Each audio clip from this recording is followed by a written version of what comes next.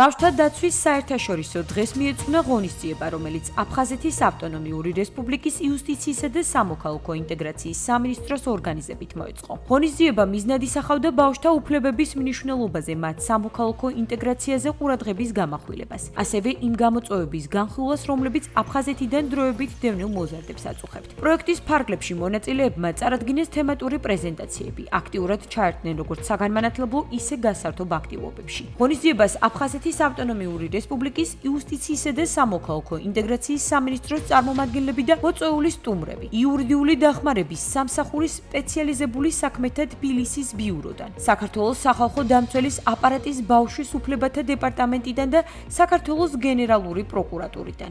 ყველა ბავშვს მინდა მიულოცო ბავშვთა საერთაშორისო დღე. უნდა აღიზარდონ რა თქმა უნდა მშვიდობიან გარემოში და ხელმისაწვდომი უნდა იყოს მათთვის ყველაფერი, რაც ხელს შეუწყობს მათ ნორმალურ განვითარებას, მათ ჩამოყალიბებას, რომ შემდგომ ჩვენი უფროსი თაობიდან გადაიბარონ ის ყველაფერი, რასაც ჩვენ დღეს ვაკეთებთ. საკმაოდ საინტერესო იყო, რადგან ჩვენი უფლებების გაცნობიერება ჩვენთვის კიდევ უფრო უკეთესია და უფრო დაგვეხმარება, რომ გავაცნობიეროთ რა არის ჩვენი უფლებები და ჩვენი მოვალეობები. გავიგე ჩემი უფლებებზე რაღაცა ისეთი მნიშვნელოვანი რაღაცეები, რაც აქამდე შეიძლება ესე რომ ვთქვათ არ ვიცოდი.